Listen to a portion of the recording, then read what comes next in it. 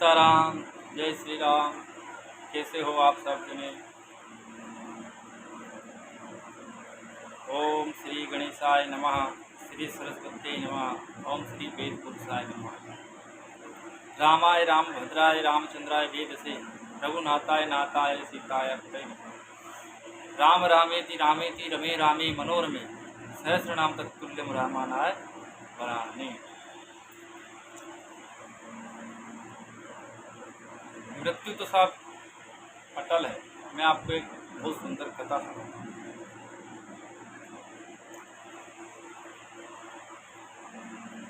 देखो, मृत्यु से कोई भी नहीं बच सकता है साहब। जो धरती पर आया है उसे जाना ही पड़ेगा, आज नहीं तो कल निश्चय। और हर व्यक्ति को अपने कर्मों के अनुसार फल मिलता है। इसलिए सदैव जीवन में अच्छे कर्म करिए, हंसते रहिए और मुस्कुराते रहिए, क्योंकि जीवन का कोई भरोसा नहीं है। न जाने कब पिंजरे से हमारा पंछी निकल जाए साहब, कोई भरोसा नहीं है। मृत्यु अटल है। एक चतुर व्यक्ति को काल से बहुत डर लगता था। एक चतुर व्यक्ति था, उसको काल से बहुत डर लगता था। और वह सोचता था कि किसी भी क्षण मेरी मृत्यु हो सकती है। वह क्या करे? एक दिन उसे चतुराई सूझी और काल को ही अपना मित्र बना लिया उसने। और मित्र बना करके उसने अपने मित्र काल से कहा कि मित्र, तुम किसी को भी नहीं छोड़ते हो, किसी दिन मुझे भी आप काल के मुंह में धर लोगे। काल ने कहा, ये मृत्यु लोक है साहब, जो आया है उसे मरना ही है। सृष्टि का यह शाश्वत नियम है, इसलिए मैं मजबूर हूँ। पर आपने मुझसे मित्रता की है, तुम मित्र हो, इसलिए मैं जितनी रियासत कर सकता हूँ आप करूँगा।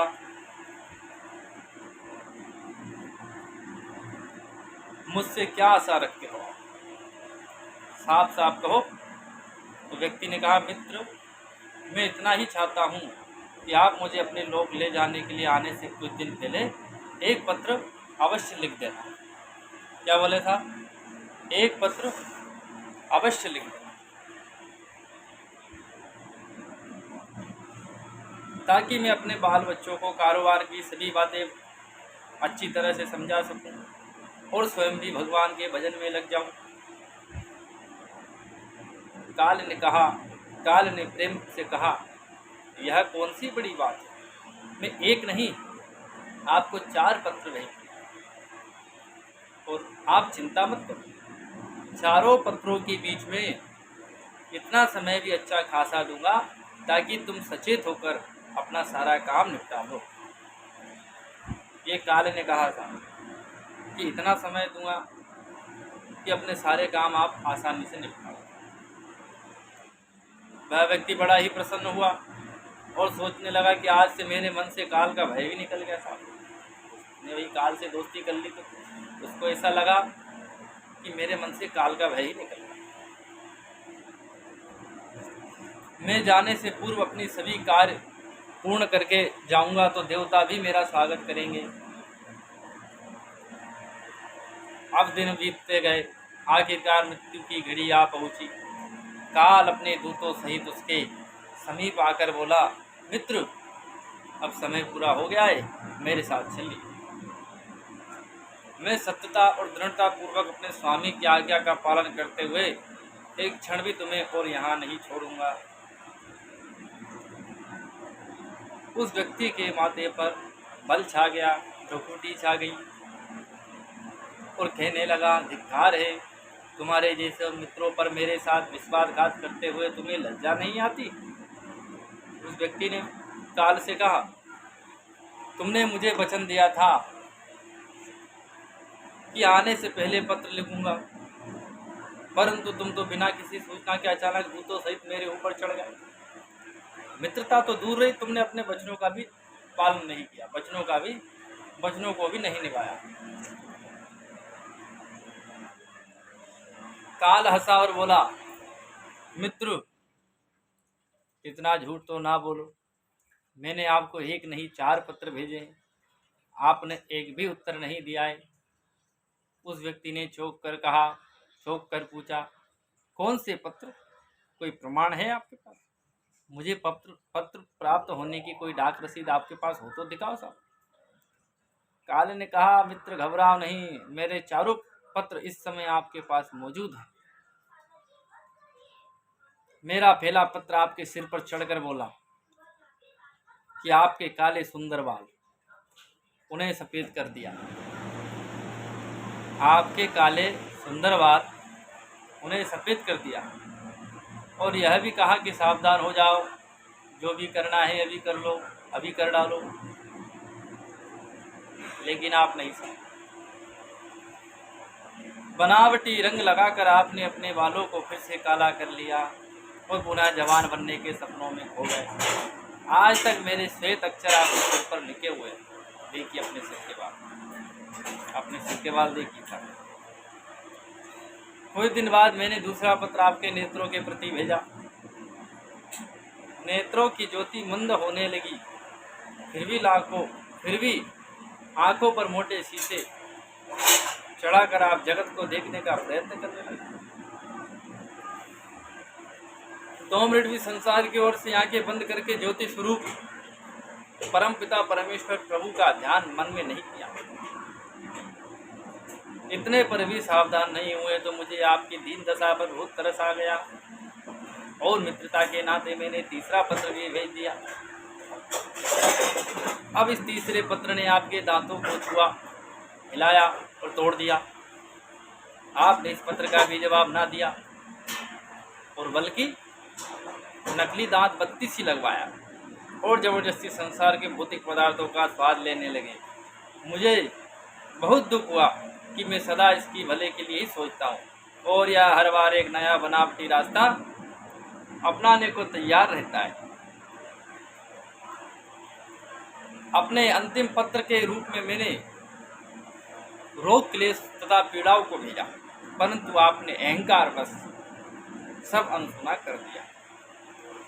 वह व्यक्ति काल के भेजे हुए इन पत्रों को सुनकर फूट फूट कर रोने लगा और अपने विपरीत कर्मों का पश्चाताप करने लगा। उसने स्वीकार किया कि मैंने गफलत में शुभ चेतावनी भरे इन पत्रों को नहीं पढ़ा। जीवन की भागदौड़ में मैं इन सब चीज़ों को नहीं समझ पाया। मैं सदा यही सोचता रहा हूँ कि कल से भगवान का भजन करूँगा, लेकिन कल किसी का नहीं आता भैया। अरे काल करे सो आज करो, आज करे सो अब, पल में प्रलय होएगी भौरी जाने कब। मैं सदा यही सोचता रहा कि कल से भगवान का भजन करूँगा और अपनी कमाई अच्छे शुभ कार्यों में लगाऊंगा, पर वह कल ही नहीं आया था, क्योंकि कल किसी का आता ही नहीं है।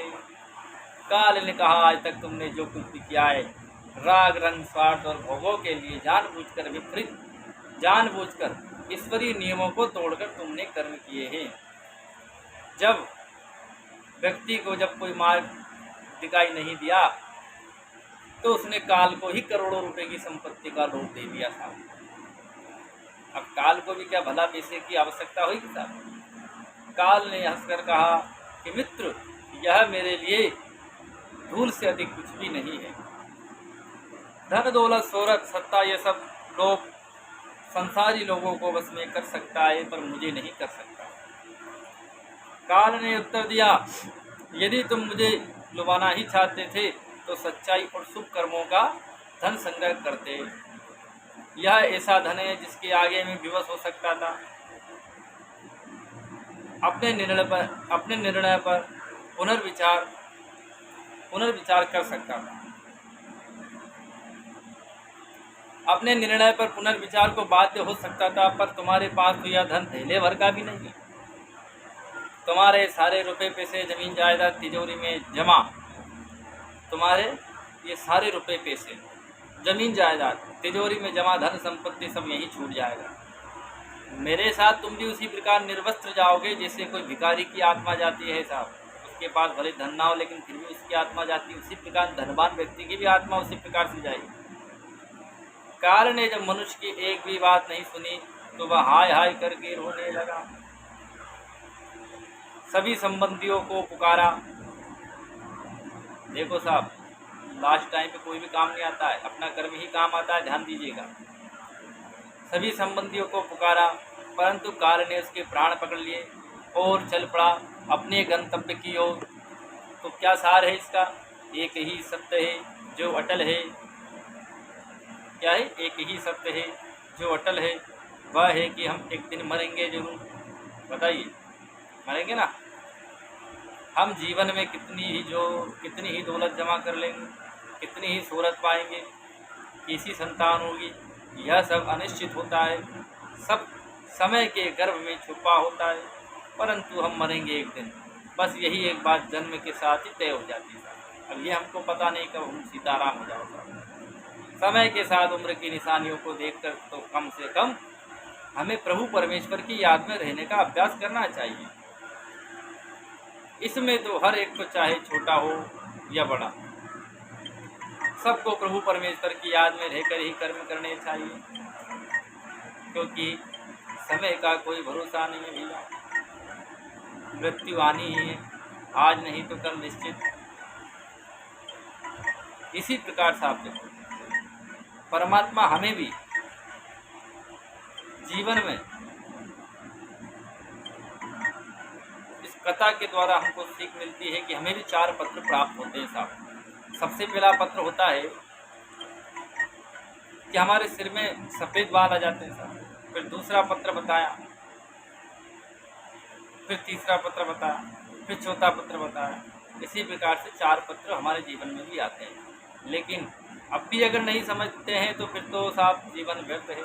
मानव तन को पाकर के अगर भगवान का भजन नहीं किया तो भगवान, ये मानव देह हमारी बेकार है साहब। क्योंकि बड़े भाग मानुष तन पावा, सुरदुर्लभ सब ग्रंथि गावा।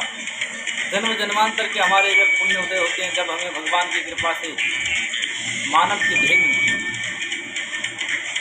और भगवान की कृपा हमारे को हुई तो साहब भगवान ने हमें पूर्ण रूप से शरीर प्रदान करते हैं और अच्छे पुण्य तो भगवान की कृपा से हम अच्छे से जीवन यापन करते हैं। ये सब भगवान की कृपा से होता है साहब। और भगवान की कृपा जब मिलती है जब हम सदैव अच्छे कर्म करेंगे और भगवान का भजन करेंगे। अच्छे कर्म देखो साहब, अपने माता पिता की सेवा करिएगा, गुरु की सेवा करिएगा, संत की सेवा करिएगा, गाय की सेवा करिएगा, जीवों पे दया करिएगा। ये अच्छे कर्म है साहब। एक दूसरे का सहयोग करिएगा, बस बुरा किसी का ना करना साहब। क्योंकि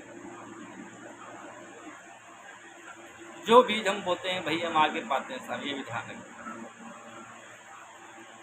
आज अगर आपने किसी के साथ अच्छा किया है, भला किया है, तो समय लौट कर आएगा और भगवान की कृपा से आपके साथ भी जिस प्रकार आपने किसी का भला किया उसी प्रकार आपका भी भला होगा साहब। ये हम नहीं कहते साहब, हमारे शास्त्र कहते हैं कर भला तो हो भला, न जल्दी टले भला। ये जीवन जीने की कला। अगर आप नहीं समझो तो हमको लगेगा ऐसे ही दुखा रहा है हमारा गला। बोलो सियावर रामचंद्र भगवान की जय, श्री हनुमान जी महाराज की जय, गोस्वामी तुलसीदास जी महाराज की जय। देखो साहब, एक घड़ी आदि में पुनियाद, तुलसी संगत साधु की हरि कोटि अपराध। भगवान की कृपा होती है जब भी हमारे अंदर अच्छे विचार उत्पन्न होते हैं सब, अच्छी भावनाएं आती है। और अच्छे विचार अच्छी भावनाएं कब आएगी? गोस्वामी श्री तुलसीदास जी महाराज कहते हैं, बिन सत्संग विवेक न होई, राम कृपा बिन सुलभ न सोई। सत्संग, अब सत्संग क्या है साहब? सत्संग का अर्थ अच्छे पुरुष का संग करो, अच्छे व्यक्ति का संग करो, खूब भगवान के भजन करो, साधु संतों का संग करो, इसको बोला जाता है सत्संग। जब आप सत्संग ग्रहण करोगे तो आपके जीवन में धीरे धीरे भगवान की कृपा से बदलाव आने लगेगा। और